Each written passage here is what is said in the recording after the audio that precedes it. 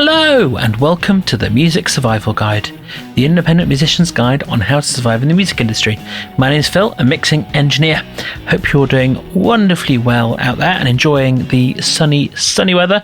I tolerate it, but let's not talk about that right now. This week on the podcast, I'm talking with most of, minus one band member, Simulation Theory, who are a great band from the sort of Birmingham area. We discuss things like bringing things to the rehearsal room and allowing them to sort of organically change and adapt as you find the way that they need to be with your band members, keeping your live set interesting to yourselves and how you can go about that, and of course, just loving playing drums and wanting nothing else in this world. I'm going to stop talking and just say on with the podcast. So today on the podcast, I'm joined by most of Simulation Theory. How are you all? Good. Not too bad. Yeah, fantastic. Bit warm. Bit warm, yeah. We're recording this on currently the hottest day of the year so far in the UK. Yeah. It'll be surpassed again, I'm sure, but currently it's the hottest. And it's been delightful. No, the guys on Wimbledon have been having a bad time today, definitely. Yes, I can well imagine, to be honest. I was going to say I'm glad I'm not a professional tennis player. There's many reasons why I'm not a professional tennis player. But anyway, that's not relevant right now. So my first question, as always, is from an online random question generator. And my question for you all this week is, what is your favourite snack?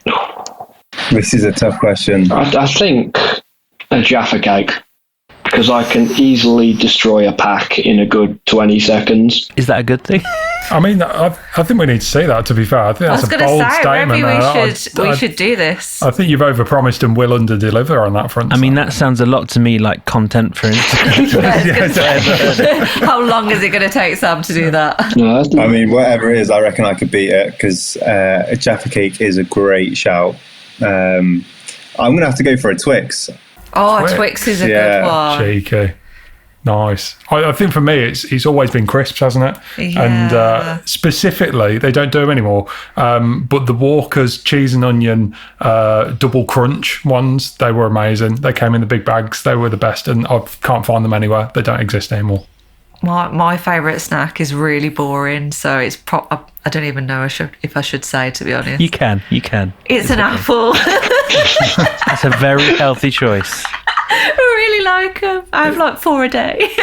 Wow, that's an apple addiction. That is. Is there any specific variety or just whatever apples? Oh, a good jazz apple. Oh my God, it's got to be at least a pink lady. Jesus. No, pink ladies are tasteless. Nah. Yeah, no, jazz apples. Try jazz apples and tell me what you think. Too jazzy. Oh, what about a gala? Sometimes you can get a really soft gala that has to be a crunchy apple. Right. True. Does anyone know any of these weirdos as well that cut their apples up into slices? Like, oh no. Do you? Yeah. No, you don't. Do you know what it is? I don't like that bit in the middle. You know, when you get towards the seeds, I don't like that bit, so I cut it out. Yeah, you're not meant to eat But you can eat around it. Yeah, I don't like doing that, though. I like maximising as much apple as I can to eat, and then I like cut down the middle and then like cut round it. You know, you can buy like apple corers that just go and I was going to cut the say, core out for you. that can be like a Christmas gift. Could be a Christmas gift. Maybe. To make him healthy.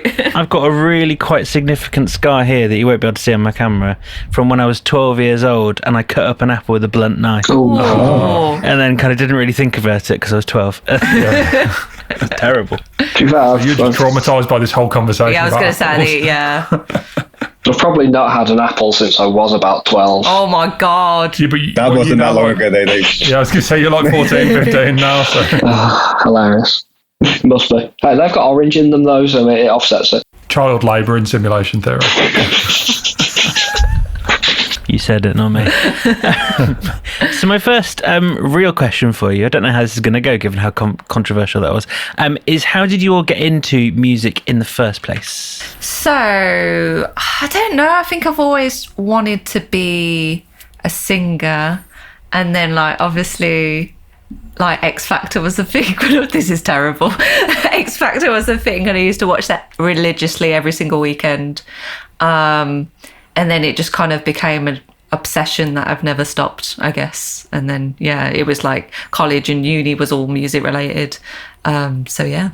That's pretty much my story. I think everyone of our generation watched X Factor, didn't they? I know, but saying that now, it's quite sad because like Britain's Got Talent and X Factor is like, meh, you know what I mean? Yeah, it's they've like the run their least. course, Yeah, I was definitely. going to say, like, it's so. Yeah. Can we define our generation? What is how old? Well, with like I'm 30, you're 31. Yeah. Okay, Rory's 32. I'm 33 and I never watched X Factor. Didn't you? Oh, okay. You're anti X Factor. I'm 21, so I have no clue what you're on about. Yeah, what's X Factor? There we go then. Pop Idol. That's what you- Yeah, Pop Idol. The Masked Singer and The Voice. Go on TikTok later and put X Factor in there. That's what your generation do, Yeah, I isn't it? suppose The Voice is Sam's generation, isn't it? The Voice. For me, one of my earliest memories is being, 4 or 5 years old, standing on a stool and singing along to Queen live at Wembley '86, and pretending to be Freddie Mercury. I haven't heard that story. Yeah, before. yeah. So I just, it's always been a part of it, and then sort of wanted to be a singer, learnt guitar because I didn't think I was very good at singing. Wasn't very good at guitar either. Sort of did the acoustic thing for a while, and then just you said you wanted to form a band, didn't you, Emma? And I joined it, Yeah. and now here we are. Well, you joined it. We're like, oh, join it for, just until you get a guitarist. And then we got a guitarist and he was like, yeah, I'm kind of in it now. Years later, I'm I was still going to here. say he's still here. Well, Mike, do you want to tell everyone your alter ego from when you first started playing? What I actually have you saved in my phone as well. Oh yeah. Oh God. I have many little stage names and stuff. One that I had for a while was Valerie Green. I thought it was a cool name. Probably not for a bloke though. Alice Cooper. I mean, it's Alice Cooper. Well, that was sort of the inspiration, sort of the way that I was thinking. So yeah, I was Valerie Green for a few years, which is very cringy. I was also in a band on my own called the Jettisons for a little bit. It was just me, and I just did all the music and stuff like that. is that music available online? No. Purged from everything now, I think. I heard Tame Impala got his inspiration from Valerie Green. That's all I'm saying. Yeah, pretty much. I think for myself, I started playing music in school because there was a brass band. This was probably about year 4, year 5, and I just wanted an excuse to get out of lesson. So I started playing trombone, and then my dad turned to me one day and said, I'm buying a guitar and you're coming with me. And I ended up getting a guitar out of it as well. That was probably when I was about 12, 13. And then I played that for about 6 weeks, realised I wasn't Eddie Van Halen, got really annoyed and didn't touch it for about 2 years. And I just remember sitting in my room one day thinking I want to play my guitar, and then kept playing my guitar. And 9 years later, I'm still playing it. You play bass. Yeah, I play bass. You play bass. Close enough. It's a guitar. Sick. So I kind of got into it quite late. When I was younger, my dad used to play the drums in a band, and when I was growing up, like he would teach me like different stickings, like how to do like singles and doubles and all that sort of like paradiddly sort of stuff. And then when I got to like 15, 16, similar to Sam, I just wanted to kind of skip a couple of lessons at school, and maybe had like a month's worth of drums lessons, and that was it. And then finished school, basically focused on like sports and athletics and stuff like that, and then got to lockdown, and I just got an electric kit and started practicing from there really. And then my dad said to me one day that I was good enough to probably go into a band, and I found these guys really, so that was it. Wow. Regretted his decision since. Sam, you saying about trombone. I used to play trumpet as well. Yeah. That was something You I forgot still to got your mention. trumpet somewhere, Still got my so- trumpet somewhere, yeah. There's a brass band version There is. somewhere in this band. There must be, yeah. Nice little orchestral piece in the background. So how did the band get together then? How did you get from where you are kind of separately to being together? So, I mean, it's been a bit of a journey, hasn't it, really? So Yeah. it came from my noggin, from my head. This is Emma's band. Well, it came from my idea, basically, and I was kind of like, I really want to be in a band. It's something I've always wanted to do. I'm getting older. Let's just do it. Let's see if we can do it. And then I went on Vampire, which is an app to find musicians, basically. Oh, yes. I've heard of it. I got it, I think. Yeah, so we found Dud through that, who actually only lived like within the same town, basically, which was great. So we used to meet up and just do acoustic stuff because obviously we didn't have a... Well, we had another drummer for a bit. Yeah, we did, but this was before. Yeah, when Emma first said... I should probably say, me and Emma are engaged. We've been together for many, many years. So we moved back to our hometown, and Emma was like, I want to start this band. We had a friend who played drums, so he got involved, and then we found Dud. And like I said, I just sort of said, I'll do this for, until you find another guitarist sort of thing. That never worked out, and I'm still here. And... yeah, so we started off with this other drummer. Then he left because he didn't want to do it anymore. So there was just me, Emma, and Dud for a couple of years. Yeah. That was sort of during lockdown, wasn't it? It was, yeah, and we were just doing acoustic stuff We were just coming week. around, playing acoustic guitar, writing songs, which was, nice. And then we sort of got to a point where we were like, this isn't doing anything. We wanted, the full sound, big energy, basically. I think it's good to write the songs on guitar, but they're best when they've got the full band. Yeah, 100%. So we said, let's try and get some more people involved. Yeah. You found Rory first, didn't you? Yes. And then Sam was the last addition. Sam, how long have you been in the band now? Is it 2 years maybe? Is it October 23, I think, so getting on 2 years. So coming up 2 years, yeah. So, and before that, Rory, you were a few months before maybe? Yeah, 3 maybe. So the finished article, maybe we're coming up to sort of 2 years this October-ish. But before that, we'd done sort of 4 years maybe with just the three of us, haven't we? Yeah.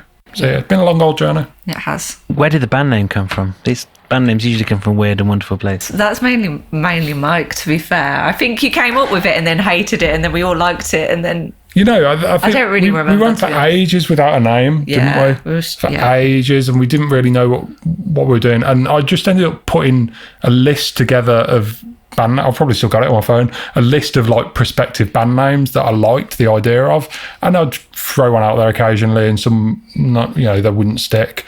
For a while, we decided that we should be Another Loud Tuesday. Oh yeah, to be fair, that was the first name because we always used to practice on a Tuesday, so it was Another Loud Tuesday.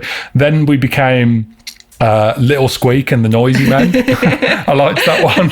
Yeah, Emma's got a little squeaky voice, so they're all the Noisy Men. So I like that one. But they weren't really serious names, were they? And then Simulation Theory is not anything to do with the Muse album, by the way. I was wondering. I don't like Muse at all. I really don't like them. To a point where I didn't even know they had an album called Simulation Theory, and then I think that we had the name first, didn't we? And then they released the album a year later, maybe. So they got it from you? They took inspiration from us. Totally. Yeah. Honestly, we're inspiring everyone. Tame Impala, Matt Bellamy. Yeah. We should get some solicitors, actually. We should. We should sue Muse. Yeah. So yeah, that's where it all sort of came from. I mean, what was your first gig like together? Was it good, bad, or first gig? All as a full band was probably the Feathers, wasn't it? Or there was a proper one where it was the O2 in Birmingham. So I don't know which one you count. I would probably go more the Feathers. For me, that was my first ever gig in front of live people. So I'd probably say that one would be out first. Did you drop a drumstick? And literally, second song, I dropped a drumstick, but recovered well, so it was fine. Yeah. But yeah, I'd probably say that was our first ever one. That was just like an open mic night, wasn't it? That we went to, and they let us do three songs. Three songs. Yeah. They were all originals, and it was because we had this gig at the O2 coming up, didn't we? I seem to remember. Yeah. So we wanted to get a bit of the old rust out of the way by just going and playing a gig somewhere that it didn't really matter. You could just go and get used to being on stage. And I think, was that your first gig, Raw, proper? Yeah, literally. And what about you, Sam? Did you gig before? It was the first one I'd done that wasn't through college, because I did a couple shows which college put on, and then a couple shows at pubs with my college band. But apart from that, it was the first one with a proper band rather than something that had been put on for me kind of thing. how was it? Was it good? Was it nerve-wracking? I think for a first gig, it went quite well. I say, apart from Rory, trying to become the drummer from Def Leppard, I think it went all quite well. Like you said, Mike, it was getting the rust out from not playing a live show together before, and for most of us, I assume anyway, not playing a live show for a long time, which then I think translated well when we did do the first proper full set rather than just being an open mic at a pub. I think it went. It could have gone better, but it sounded pretty decent. And then how was that first kind of full, quote unquote, full gig? Really good. Was that? Yeah. Yeah, we really enjoyed it. It was a good one. It was a good turnout. There were some other really good bands on as well. It was just a really good night, actually. I think I had about 3 outfits. You did, yeah. On that night as well. I got a lot of sass from the band for that. Why do you need so many outfits? It was just like, in many ways, it was sort of dream first gig, I think, because there was a great turnout there. There's some really cool bands on before. That one band that was on before where the guy took his shirt off, I don't know if you guys remember. Oh, you're like, I loved them. The They were doing like Rage Against the Machine covers and stuff. They were awesome. They were doing really well. Played with a band called Passive Fix as well, who seem to have done really well over like the past year. So that's nice to see that at least someone who we've played with can progress. They were great as well because they were unique. Like there were a 3-piece, but between them they were playing saxophone, they were playing obviously guitar, bass, drums. The singer was wicked as well. Like they were just a good band to be around. They're really nice as well. Like actually really nice people as well. Nice. So can't ask much more than that really with the first gig. I mean, have you had any like nightmare gigs, or have they all been quite plain sailing so far? There was a sharp intake of breath. We've had nightmare moments. I wouldn't say any gig has been necessarily terrible, but we've had, I think, I'm not sure if it was the last one we played or the one before, but my strap came off my bass halfway through, like the intro to one of our final songs. But I think the worst moment, it's a shame he's not here, is when Doug's guitar string broke and he had... The one time this man is the Hail Mary when it comes to spare stuff. If you've not got a pick, if you've not got a cable, he's got it somewhere. And the one time he didn't have something was when he broke his string.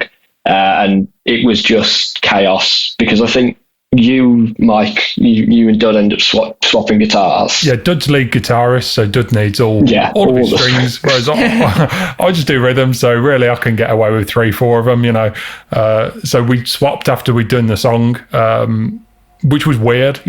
Playing someone else's guitar is super weird at the best times. When you're midway through a set, though, and I think it was like second to last song, was it maybe? Or yeah, Addict. I think that was the one that. So it would have been. Yeah, towards the end, but I just remember Dud's face when he was trying to play the solo in one of the songs which we've got out, No Good Girls, which is one of those where you watch him play it and you realise he goes all over the fretboard. And that man has been playing guitar for probably as long as I've been alive. And he's had his Les Paul, which is the one that he broke, for probably a similar amount of time. So him then trying to play it on Mike's guitar when it's the first time he'd picked it up, it was... the definition of a nightmare. But he managed through it. Got through it in the end. Yeah. Rod, do you want to talk for a minute about all the times that you've launched sticks at people and stuff like that? No, I think, to be fair, when we talk about like nightmare gigs or anything like that, nightmare experiences, I think for me, one of the best ones, and it's got a cracking story to it as well, is gotta be when Sam jumped down off Promised Land. Oh, I was hoping you weren't going to mention this. Literally, he jumped off the stage. So he thought, I don't know who he thought he was playing to, but we didn't really have that much of a big crowd there at the time. And he's just come jumping down during a song to do this bass solo bit, and I've cocked up on the drums.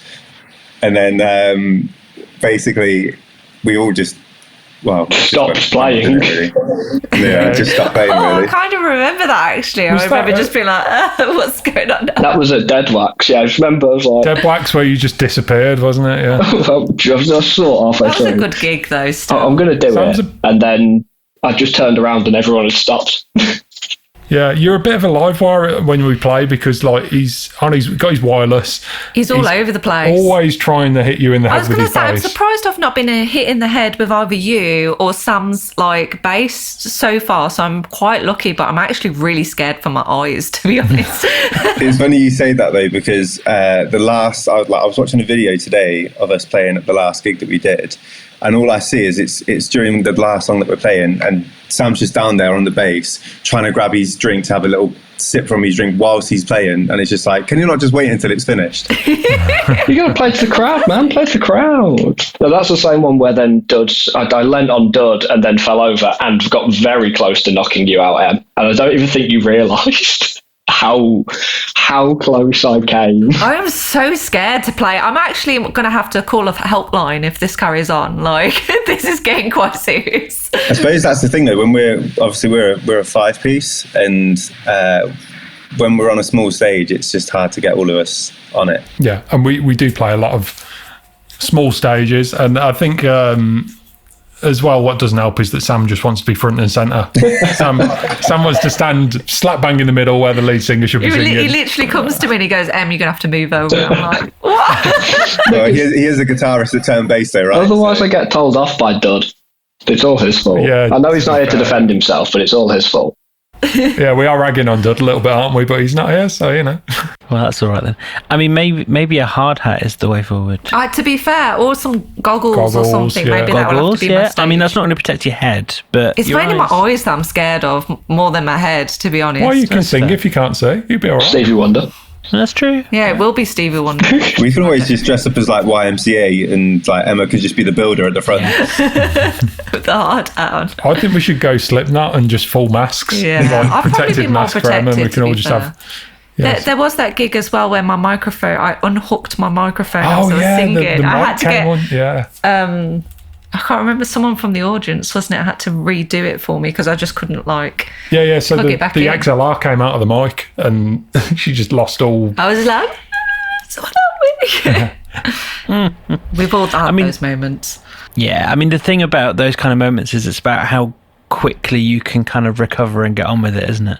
Yeah, definitely. You've got to style it out as best you can. I think every gig has one of those moments where something happens that you're not expecting, and that's the beauty of the live performance. Yeah, I mean, you it makes listen it to the fun. songs on Spotify or wherever, and they're great, but when you play them live, we were talking about this the other day watching Glastonbury, weren't we? Yeah. I love all them imperfections in live music same. that you get. It's what makes it a live performance, and it's what makes it unique.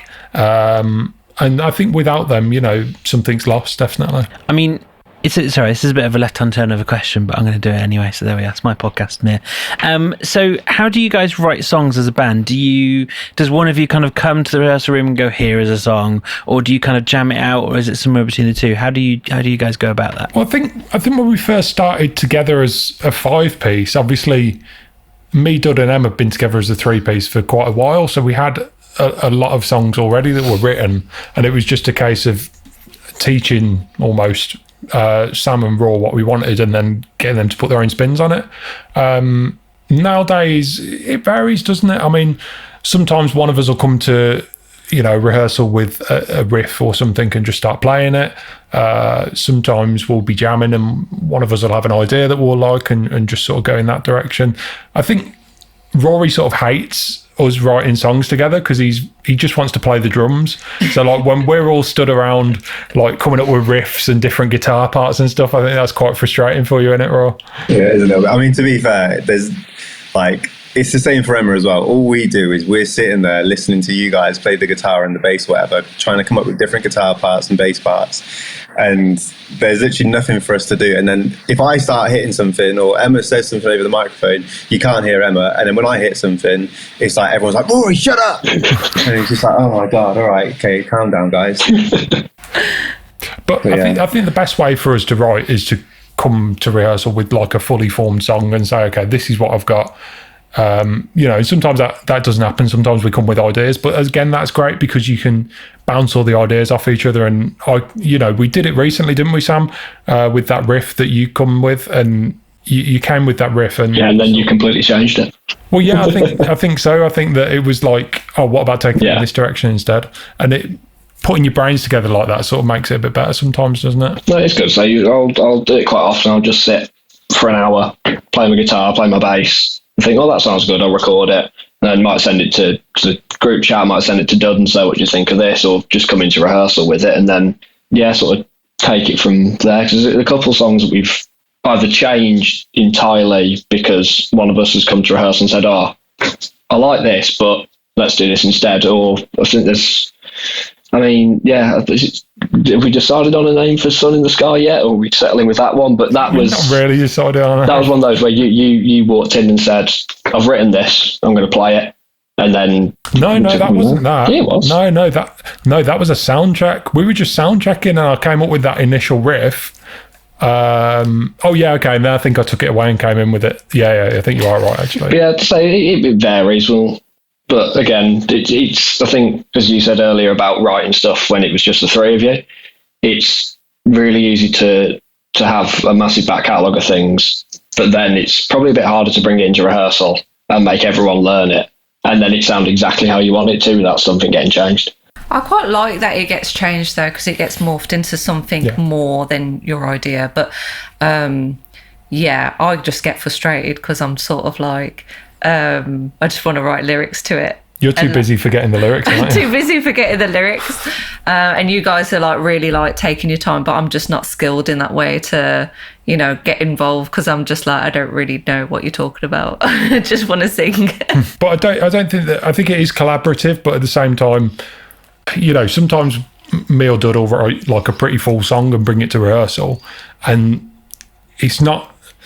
we're not going to bring it to rehearsal and be like, this is how you must play it. Yeah. We're going to bring it to rehearsal, and then it becomes, the second that it's brought to rehearsal, it stops becoming my song that I've written and becomes a collaborative thing that we all then chip into and we all sort of work on together and come up with different ideas. I think it's like mainly the three of you, like Mike, Sam and Dud. They're like doing the main bulk of the song, and then we kind of like build it from there. And then vocals are probably the last thing to be sorted, to be fair. I think something that Raw does really well as well when we're writing songs is we'll come up with the guitar parts and the bass parts and everything. We'll tell Raw what we want. Raw will sit and work with us and then completely ignore it. And then Raw will take it away and work on it himself and come up with his own spin on what we want. And it might not necessarily be what we thought we want, but more often than not is what we needed. Cheers, man. Appreciate that. Are you teaching drums in the internationally understood way of teaching a drummer how to play a drum part? Yeah, honestly, quite a lot.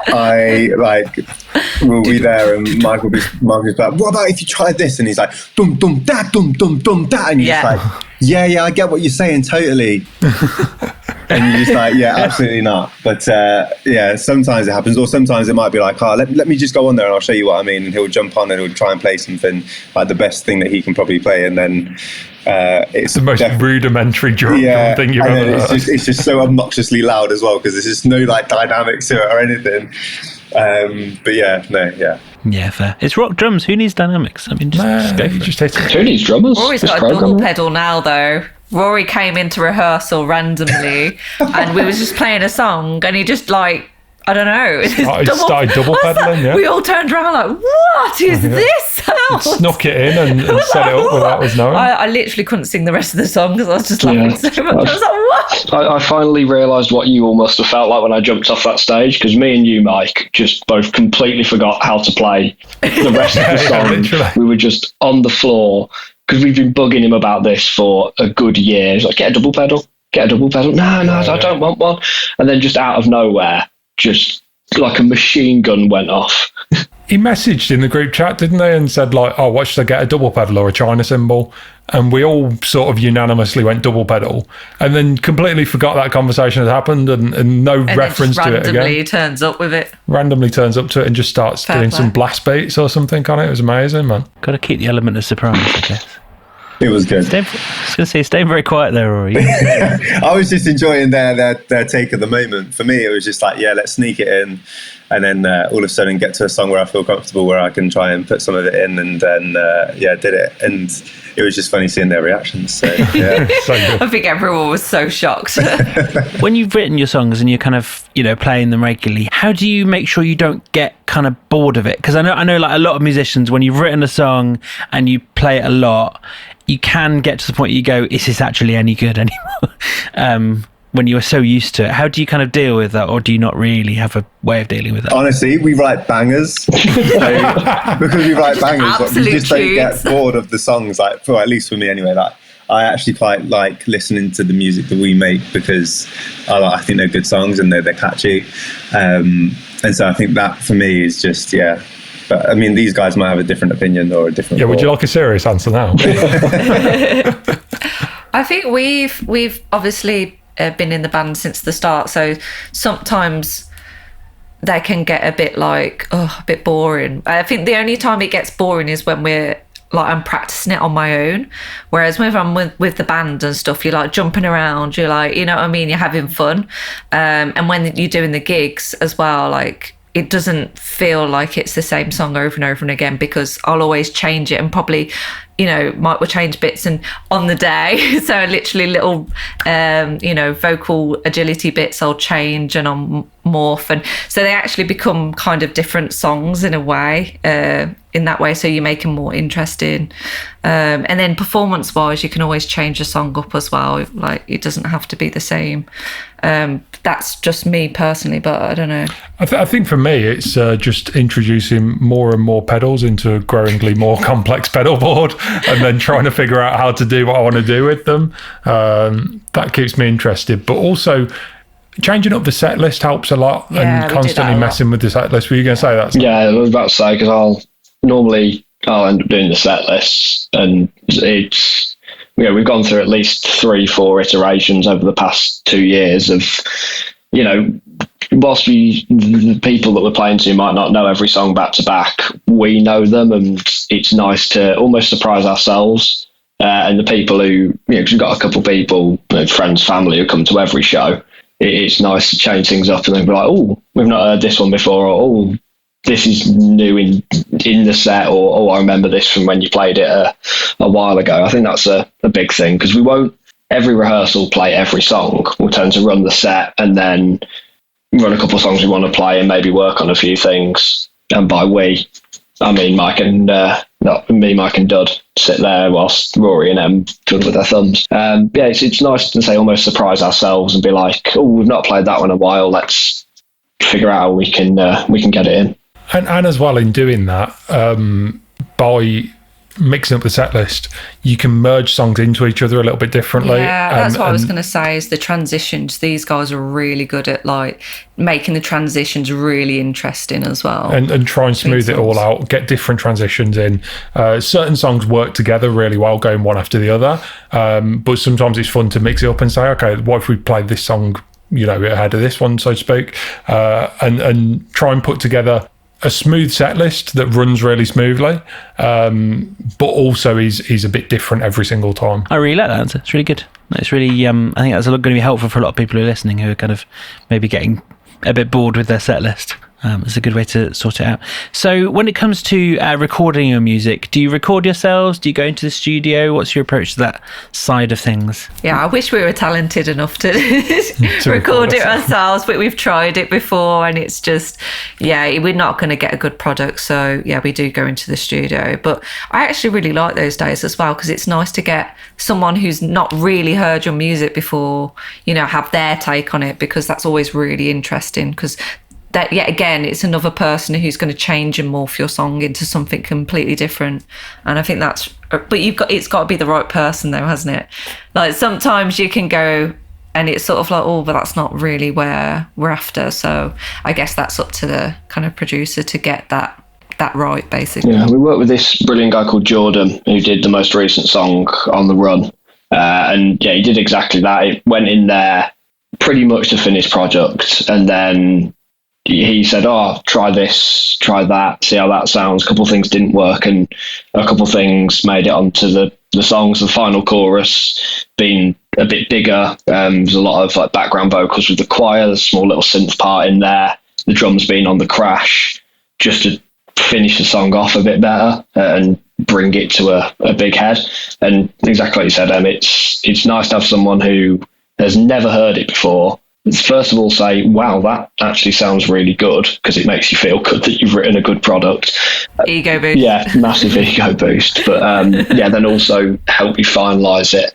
And then getting like the mix and master back as well, and hearing parts that you didn't even realise were in there because you were too focused on what you were playing, or you weren't in the room when it got recorded. Hearing everything that started off as a riff in your bedroom, then actually becoming a song that you can listen to on repeat. So it'd be lovely to do it all ourselves, because it'd save us a lot of money.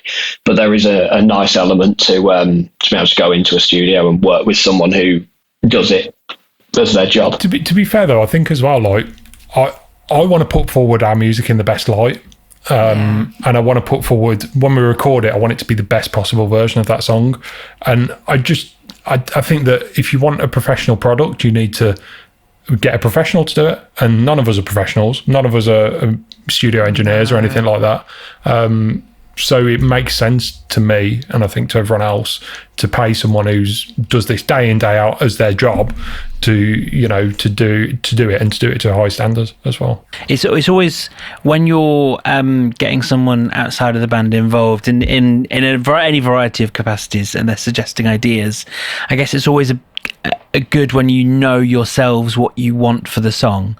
So when you instinctively know that's a great idea or that's not a good idea, but that having the confidence to say that is always a really helpful thing. Yeah, but also being open to trying these new ideas. Oh yeah, totally. You might hear something, they might suggest something that you go, absolutely not, and then you give it a shot, and actually it's quite good. Rory, I can see you desperately want to tell the story about the choir, don't you? No, I don't want to. I don't want to say anything. I was more thinking about the backing vocals at that point. But yeah, the backing vocals. I was just thinking, like, obviously when you talk about a studio, and obviously Mike likes to experiment with loads of different things, and I think on one of those things it was just like, let's try and get Rory on backing vocals, and I think I tried it for a couple of bits, and we all listened to it, and we just thought, yeah, definitely not. But I was going to say, it was good. It was good. yeah, definitely not. But it didn't make it. I don't think it made the cut anyway. So I think it's. Are you sure? I'm not actually sure. Too sure it's not buried in the mix. I was going to say it's probably really low. Yeah. Next time, Next time we'll get you front and centre. Yeah, definitely. You could do lead vocal. Yeah. You could do, and you can do drums. Oh. Yeah. You need to teach me first, because I am terrible at drums. If you want a unique sound, that's the way forward. I mean, you don't need to know how to play drums. Just play everything once, and then you can assemble it. Yeah, it would be a really. Yeah, we'll just put a backing track over. We're going to do that with Rory eventually, anyway. So just get some AI technology on it. Yeah. Remember, do it obnoxiously loud. That's the key to drums. That is the rule. That is the rule. Unless it's jazz, and then it's just gentle as possible. But yeah, that's fair. That's good advice for anyone listening. If you want to drum, that's the way. Do it loud. Hit them and hit them hard. Especially the cymbals. Hit cymbals as hard as possible. So how is the band managed? Do you have like a single point person, or do you share out tasks between you? How do you approach that side of life? I don't think the band is managed. Yeah, that's because you don't manage it.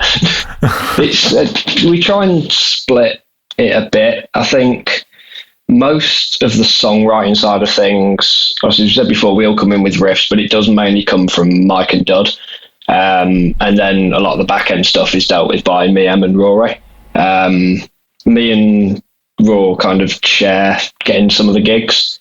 And then you deal with a lot of the liaison, talking to people who aren't trying to get us shows kind of things. Social media side of things. Yeah, but again, it is very much a joint effort. We haven't just got one person who does one thing and one person who does another. It's, we know what we're good at, and everything goes through the band. None of us turn up and say, right, this time 2 weeks we're going here and we're doing this. It's always when are we free? What's people's schedules? What do people want to do? So we know what we're looking for, and we're not sort of chasing loose ends that are going to cause problems. I mean, how do you manage 5 separate diaries and making sure everyone can go to. Oh my God, gig. it is With great chaotic. I difficulty. think Sam's lost his, The amount I of think times, I've lost my mind as well over Yeah, it. the amount of times I've said, "Oh, we're doing a show on this day." I've got the thumbs up from everyone, and then like a month or so down the line, I'll come in rehearsal. It's like, right, I've got this gig in 6 weeks. We need to start. Do you want to mess with the set? And Mike's face just like, what? What do you mean? What show? What are you on about? He's so forgetful. It's actually horrendous. I generally don't know much about anything that's going on at any one time. I forgot that we were doing this tonight, to be fair, until like a few days ago that you then Em told me about. It's a good job you two live together. I was going to say it probably is for boys. We'll forget half of the things. He wouldn't turn up to rehearsal or I think anything. generally though, like your schedule's easy to manage, Em, pretty much because Yeah. you're self-employed. Yeah. Dud's is pretty easy to manage. Sam, yours is quite easy to manage. Rory, up until recently, yours was a bit more difficult, but now it's easy to manage. It's just me, really, that's the You pain are in the all this. problem. See, this is why we're still getting that other guitarist and waiting for you to fulfill your end of the deal. I don't blame you, honestly. I really don't. I mean, at least you're aware. That's the first stage, I guess. Acceptance. That's it. Exactly. Yeah, I think Exactly. the reality is that none of us are doing this full time, and it has to work around the day job, unfortunately. Yeah. And you've got to make it work. I mean, I think we're generally quite good at making it work. We get a rehearsal once a week, most weeks for 2 hours. Yeah. Which I don't know, is that probably more than most bands? I'm not too sure. I think the fact that we get it done consistently, I mean, like last week, for example, we didn't rehearse because you two were away. But it's not like where we go like a month at a time with conflicting schedules. Even if it's difficult, we'll make it work. Even if it means one of us miss a week. Well, to be fair, I'd say probably in the past 2 years since you've joined, Sam, what's the longest we've been without a rehearsal? Like 2 weeks? Yeah, aside from Christmas time. aside from Christmas, it's been 2 weeks at the most. How many times have we missed a band member for a rehearsal? Like less than, you can count on a hand, like less than 5 times easily. I'd say maybe 2 times one of us has missed out on a rehearsal. So Yeah, I think and it's not been out of choice. It's because of one of us has been incredibly ill, or even if it's we turn up an hour late, at least we still get the time together. and it's that's an important thing. And as well, we hang out outside of band as well. We're mates outside of band. I'm sorry. Do we not? We just saying about you, Sam. That's what it is. You're a bit too young for us, so. Sorry, I shouldn't have said that. We don't tell Sam about that, do we? Is it because you go to the pub and I'm not old enough? It's because you're always at school. One day you'll be able to go. One day. Now, he's allowed one drink with a meal. Oh, that's true. Beer or cider. Yeah, Before 9 o'clock? Yes, before we had to have a very early Christmas dinner at the Carvery last year. It's like I basically get 2 Christmases. So And Santa is still real for you. Yeah. Santa is real, just like the Easter Bunny. Can't say that on the I've got a podcast. toddler Santa, isn't Yeah, there? yeah. A day. Well, yeah, exactly. What are you on about, Mike? Don't know what you talking. Yeah, what are you talking about? Yeah. Anyway, to move away from Santa in Yeah, I was going to say it's the worst time to talk about Santa. I watched Frozen today, so I mean, Did it so, cool you down? It didn't. It made me feel warmer. To be Okay. honest. So let's not. You felt like the dwell on that. melting snowman. I did very much feel like the melting snowman. So what would you guys feel like has been the biggest success of the band so far? And you can all have different answers. Oh, wow. We probably all 'Cause- do have different answers, to be fair. Proudest moment, anyway, And that could is be probably a getting the moment, first it could song be out, release, getting No it could be Good all Girls sorts of out, things. and just being able to say that I am a recording artist. I don't care if I've got 1 million streams or 1 stream. It was probably being able to say that we've come together, we've recorded this, you have a listen to it. And they might just be lying to me, but from the people I've spoke to, they seem to enjoy it as well, which is another massive benefit. I think for me, like, it was just hearing the songs come together with a full band and hearing that they sound like how I want them to sound. I mean, for the longest time, it was just acoustic, and for the longest time, it lived all up in my head. And then you get in a rehearsal room and you have moments where you're listening to the rehearsal and you're going, you know what, this sounds exactly how I wanted it to, or this sounds better than I wanted it to. And I have that moment sometimes, and I'd sort of I'm sort of desperate to record everything, because up until it's recorded and it's out there, it only exists in our heads. And if we died tomorrow, you know, there's no mark of it ever existing, sort of thing. So I think, like, at the moment, like Sam said, it's getting the songs out there that we've got out there, and that will continue until we've, you know, exhausted the back catalogue, and then we break up. Wow, that's positive. I was going to say, yeah, a bit negative ending there. I don't know, because we've had a few headline shows which have been good. For me, they're just the gigs that I've just really enjoyed playing. The bands that we've met, obviously having the songs out and having our, you know, people we're surrounded, you know, really like those songs and stuff is a massive ego boost. That's always a nice one. So I guess those kind of things has been the greatest successes for me. Cool. I think for me, definitely getting the songs that we've got recorded. I think it's good to have something that people can actually listen to, because we've obviously made these and we think they're good, and obviously it's good to be able to actually get people listening to them as well. And I think just from a personal kind of perspective, just for me, like, I'd never, you know, joined a band before. Like, this was I think the second ever band that I ever joined, and when I say second ever, the first serious band sort of thing. And it's just meeting nice people and that we actually get along as well. Like, it could have been 10 times worse, you know. I could have been an idiot and, you know, say good day, and we might have played together, but we might not necessarily like each other outside of the band. But like I say, we get on well, we play music together, and we get on outside as well. You're going to make me tear up in a minute, Rory. Oh, well, what can I say, man? And Rory's got so good at joining bands nowadays that he's actually gone and joined another band, haven't you, Rory? You want to talk about that? Hey, I wasn't going to bring it up, but you brought it up. We're not jealous at all. We get very No, it's like Mike said earlier, I just want to play drums. So I mean, the other advantage of getting your music out and about is that you can send it to your mum and go, look, it is worthwhile, it is real, look. Oh God, my mum could not care less about our music. Honestly, I don't think she's heard our music. I don't think she's interested in our music. Really? Yeah, no. Sam, your family are very, very supportive. Rory, your partner's very supportive. And your family, unfortunately, live quite far away. Your mum's interested, isn't she? Yeah, she's always like, that's amazing. Yeah. And everything. My dad is kind of, what's that silly music that you're playing? Like, he's more of an opera kind of guy, and we're not very opera, put it that way. So yeah, but still supportive. And Dud's family are really supportive as well. But my family, I won't say they're unsupportive, because they are very supportive, but I just don't think they're interested at all. Oh, they'll be interested when we can get them free tickets. you should definitely make it a first dance song from Mike and Emma when they get done. First dance. Yeah, to be fair, we could do. Hey, if you can write like a first dance song, like, you're set for life, man. If it goes big. Say, yeah, that's what we should do. Same as Christmas songs. We need to do a Christmas song. We tried one year, didn't we? Did we? We kind of tried. I think we thought about it, but we never did. And then we're like, nah, actually. You need to have it ready so early. Yeah. It needs to be like now. It needs to be ready about now. Yeah. And then you can start shipping it around to various places. And, you know, who wants to think about Christmas at this time of year? No, again, what's with it, that theme today? I don't know, actually. Well, we keep going to Christmas. It's so hot. And then I mean, I prefer the winter. That's why maybe we're just trying to cool ourselves down by talking about winter. Probably why. We're all yearning for the snow. I'm really not. I love the sun. I love the snow.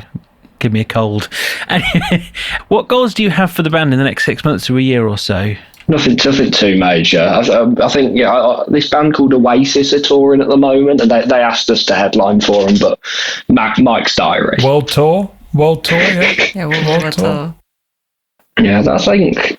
You can cut that bit, by the way. That was terrible. The realistic answer is just record. We've got another. I'm not sure I mentioned it before. We've got another recording booked in for August.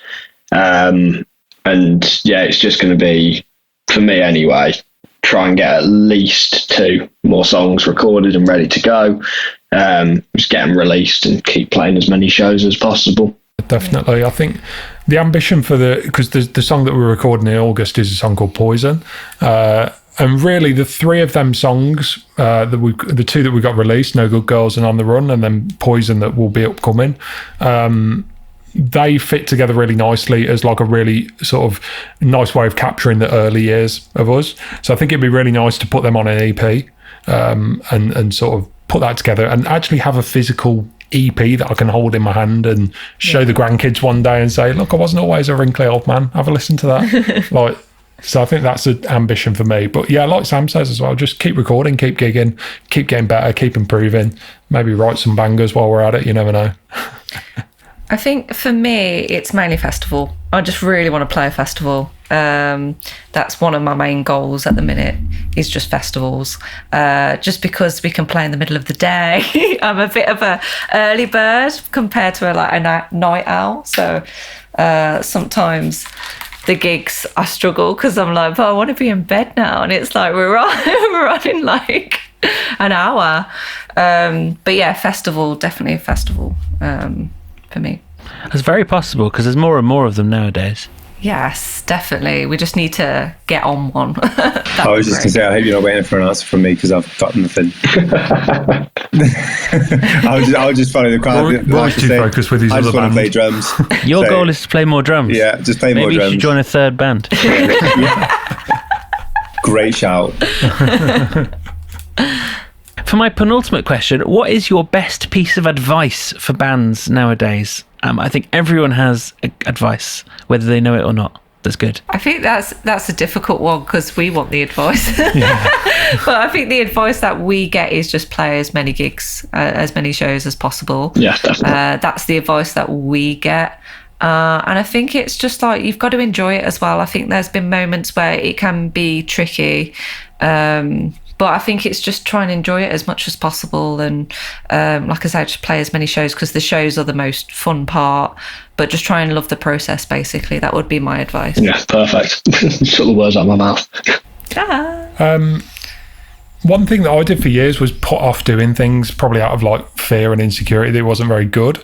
So I think probably one of my bits of advice for people is just do it. Just don't worry about if it's any good. If you like it and you like listening to your music, put it out there. Don't be scared of people not liking it, because if you can honestly say, well, I enjoy it, I'm sure there'll be other people out there that will enjoy it as well. You know, I love listening, like Rory said earlier, I love listening to our music. I think our music is great, and it's the sort of music that I say this to you all the time, Em, as well. I don't really listen to that much music, which sounds weird to say, but I sort of listen to more podcasts than I do music. It's very rare that I listen to music, and the only music that I really listen to is our music, because that's the sort of stuff that I like, and no one else makes it apart from us. So if I like it, just put it out there, and hopefully other people will. And I'm guessing, Rory, your piece of advice is to play more drums. Yeah, I think the best thing that I could probably say is just practice playing drums. Yeah. Even if you're not a drummer, just I was going to say. buy drums. Put it this way, I went around to Mike's one day and he told me that he's been practicing on the drums, and he literally demonstrated to me how he plays drums at home, and he just basically gets the cushion and tapped it. And then I don't tap it, I hit it quite aggressively. Yeah, I was gonna say, we've got dents in our cushions now. Obnoxiously loud, yeah. Obnoxiously loud. As loud as you can on a cushion. Yeah. Wow. Well, there we are. Advice for life. Everyone should play drums. Wow. So finally, to close out the podcast, I'd like to ask for your, I'm going to say, favourite song from the band that's been released so far to play at the end of the podcast. So which song is it and why? I was going to say, it's got to be On the Run, hasn't it? Well, yeah, On the Run. I mean, I've got other songs that I like and I can't wait to record. But, What's your favourite unrecorded song? Unrecorded song. Make Me Feel Alive, because that's just so fun. It's just a fun song. That's a good song. So watch out for that, whoever's listening. Yeah. Make Me Feel Alive. That probably, to be fair, might be recorded sooner rather than later. Yeah, well, if you come to one of our shows, then you can hear it live and in the flesh. I was going to say, exactly. You can hear it live. It is a banging tune. It is a banger. We only write bangers. Yes. But unfortunately, of all the recorded ones, the best one is On the Run. Unfortunately, it's On the Run. Yeah, I did say unfortunately, didn't I? Fortunately. I was going to say, yeah, you should say fortunately. No, On the Run is a really good song, to be fair. And It's weird because I'd love to tell you what it's about, but at the same time, I think that's the worst thing you can do because it's good for the listener to pick up things, whereas I've got a completely different attachment to it than I'm sure the listener might hear it and see, to interpret it completely different to how I actually wrote it in terms of the lyrics. The song is about whatever the listener thinks it's about. Yeah, exactly. So I don't want to say what it's about, but it's about running, isn't it? Yeah, let's say that. It's just about running. Just run, basically. Don't start these three on running. That's all they talk about. Oh no, I'm not going to. There's lots of delve into competitions going on. Oh, Strava. Oh no. Yeah, A literally. lot of Strava. No, Yeah, we're not going Give down us that route. kudos on Strava. Please give us kudos. Add us on Strava, please. If you don't at least follow the band's Instagram page, at least follow us on Follow us Strava, all right? on Strava. Yeah, I think on the run as well. Maybe you should be sponsored by them. Yeah, I think on the run as well was a very fun studio experience. The first one, again, as you mentioned before, because of work commitments, I was only there for like an hour. And I think the second day, I'm not sure if all four of you were there, but say on the run was 2 days. It was like a bit of a journey. So it was like we were all going to make the effort. We're going to spend the day there. So yeah, it was fun to record it, but then also fun to spend the time and enjoy what we're doing. Nice. Well, this is Simulation Theory with On the Run. Guys, thanks for talking. No problem, thank you. Thank you.